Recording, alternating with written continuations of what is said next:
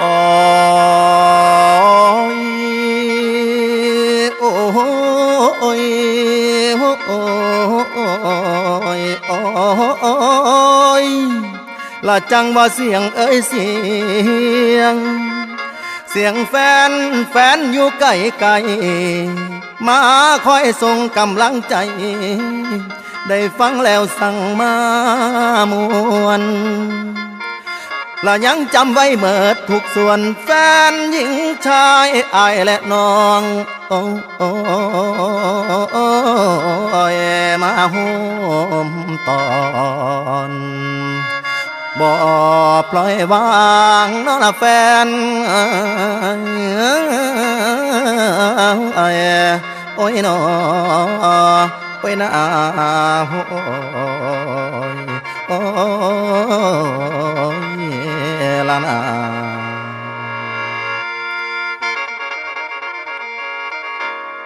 มาบัดนี้ละว่าโอ้น้องหลายปีได้ซอยปันน้อซอยปันแฟนผักดันปันให้แม่นละจนมีบ่าวสุดสะแนนแสนดีหลายเพิ่นรับตอนสอนดีจังเป็นบุญเฮ้ยละคิดเห็นเขาตั้งแต่พุ่นน้อแต่พุ่นเทิงล้มลุกจนอุกใจเกือบบ่ไหวกะลายที่ว่าสิถอยแล้วยอมแพ้บุญพลาบ่พาแย่แฟนหันแลยืนมือซอยแฟนเอ๋ยดึงมือเล็กดึงมือน้อยจนยืนได้บ่ปล่อยวางและขอบคุณจากหมื่นครั้งน้อหมื่นครั้งบ่มีทดแทนคุณวิทย์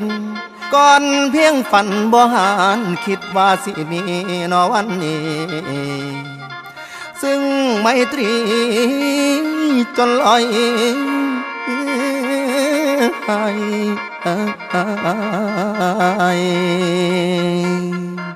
อ่อนซ่อนเดอ่อนซ่อนเดแห้งใจสั่งมาลำแต่คุณค่าและแม่เอ้ยแม่ความเมตตาจากพี่น้องอย่างดังกองเพิ่นกล่าวถามเฮ้ยลักกินละบ่เข้าน้ำเมื่อยแน่บ่เดินทางไกลมีความหมายบัดย้ำฟังเมื่อยกะหายมาลายสิ้นศิลปินที่ยืนได้ย้อนว่ามีแห่งใจให้เดินดันและฟันฝ่า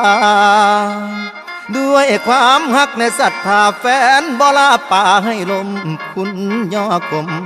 ยกใส่หัวและเดินทางไปทุกถิ่นทั่วนอถิ่นทั่วบ่มีลบจากความจำฝากเสียงลำมาแทนใจยังห่วงใยบ่มีเว้นแสงตะเวนยังใสแจ้งโอ้ยเปรียบความหักความแพงบ่มีแรงดอกคุณค่าและยังตั้งต่อย่อมือหาปรารถนายังให้ได้โอ้ยสมใจตั้งต่อประสงค์น้อละแฟน